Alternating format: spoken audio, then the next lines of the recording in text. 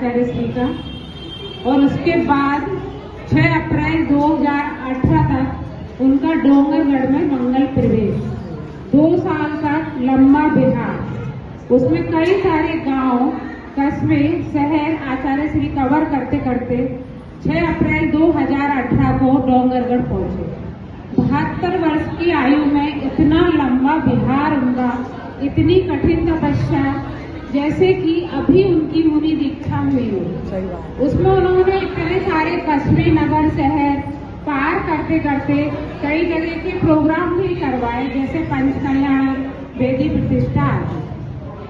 6 अप्रैल 2018 जब उनका मंगल प्रवेश हुआ तो छत्तीसगढ़ में आप समझ सकते हो कि कितनी गर्मी, चट्टानों वाला शहर, पर आचार्य श्री अपनी जो भी तपस्या करते हैं उसमें कभी भी कोई फेरबदल नहीं हो सकता। जैसा वो करते हैं कि 2 महीने में केस लॉन्च होना चाहिए तो वो होना चाहिए। 11 मई उन्होंने केस लॉन्च करा, क्योंकि 2 महीने हो चुके थे। 11 मई जब उन्होंने केस लॉन्च करा उस टाइम भीषण गर्मी थी वहाँ पर, और सब मुनि राजों ने देखा कि उनका उपास है तो आचार्य भगवान की वैयावृत्ति करना चाहिए। और वो पाड़ना के पहले जब आचार्य भगवान शुद्धि करके आए तो उनके पास पहुंचे और विनय पूर्वक बोला कि आचार्य भगवान कल का उपास है, आपकी थोड़ी वैयावृत्ति हो जाए, गाय का शुद्ध घी है। पर आचार्य भगवान ने हाँ नहीं करी। मुनि राजों ने बार बार विनती करी, बार बार उनसे रिक्वेस्ट करी कि महाराज जी थोड़ी सी वैयावृत्ति करवा लीजिए, थोड़ी गर्मी में ठंडक मिलेगी। इतनी बार विनय करने के बाद, विनती करने के बाद आचार्य भगवान ने तलवे में थोड़ा सा घी लगाया, पर सिर में उन्होंने मालिश के लिए या वैयावृत्ति के लिए हानि नहीं दी। सारे मुनिराज सब अपनी तरफ से कोशिश कर चुके थे।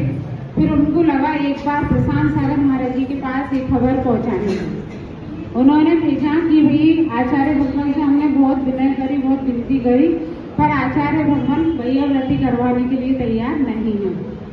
आपके पास कुछ युक्ति हो तो बताइए। प्रशांत सागर महाराज जी तो जैसे युक्तियों की भंडार है, उनके पास युक्ति हर समय रहती है। फिर उन्होंने सोचा कि आचार्य भगवान तो अपनी जो भी प्रतिज्ञा ले लेते हैं उसे मानते नहीं है, मैं क्या युक्ति सोचूंगा। फिर भी ये सोचते सोचते वो अपने कक्ष से बाहर आके आचार्य भगवान के कक्ष तक पहुंच गए, और रास्ते में कुछ उपाय भी उनको सूझा।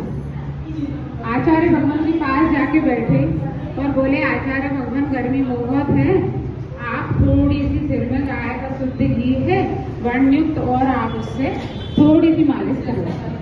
आचार्य भगवान निरुत्तर बिल्कुल ऐसे ही बैठे रहे जैसे। अब उन्होंने सोचा कि आचार्य भगवान मानेंगे तो नहीं, पर फिर भी जो उपाय मैंने रास्ते में सोचा है एक बार आजमा के देख लेता हूँ। उन्होंने उपाय सोचा था कि आचार्य भगवान, मैंने पता है कल रात सपने में क्या देखा। मैंने देखा कि आचार्य ज्ञान सागर महाराज जी मेरे सपने में आए, और सपने में आने के बाद मैंने उनसे बोला कि आचार्य भगवान आप मेरे को ये बताओ कि आचार्य भगवान को उपास के बाद आज पाड़ना है तो कल उनको पाड़ने में कैसे क्या चलाना है। तो उन्होंने बोला कि वो तो हम बाद में बताएंगे, पहले सुबह उठ के जब वो सोच से आ जाए तो आप उनके सर में घी लगाते हैं, ऐसा उन्होंने बोला। अब आचार्य भगवान ने सब बात सुनी, उसके बाद वो निरुत्तर है। उन्होंने कहा इससे भी मेरी बात नहीं बनी, अब क्या। फिर उन्होंने बड़े बाबा का ध्यान करा और बोला कि आचार्य भगवान मैं तो बड़े धर्म संकट में फंस गया हूँ, कहते अपने आचार्य की बात मानूं कि अपने दादा गुरु की बात मानूं, क्या करूं, मेरे को तो कुछ समझ भी नहीं आ रही। तो आचार्य भगवान थोड़े से मुस्कुराए और कुछ नहीं बोले। तो उन्होंने बड़ी हिम्मत करके वो उठे और सिर में उन्होंने थोड़ी सी घी की मालिश की। वो मतलब ऐसे बैठ गए जैसे एक बालक एक माँ की बात मान के बैठ जाता है। तो आप सोचिए कि वो परोक्ष रूप में जब अपने गुरु की आज्ञा का पालन करते हैं और उन्हें मालूम है कि मेरा शिष्य ही बहाना बना के आया है, पर बहाने के बाद परोक्ष रूप में वो अपने गुरु को उनकी आज्ञा का पालन करते हैं। तो प्रत्यक्ष रूप में तो हम सोच भी नहीं सकते कि वो कितनी आज्ञा का पालन करते होंगे। तो ऐसे आचार्य भगवान हमारे इस युग में है और हम साक्षात उनके दर्शन करके धन्य हो रहे हैं।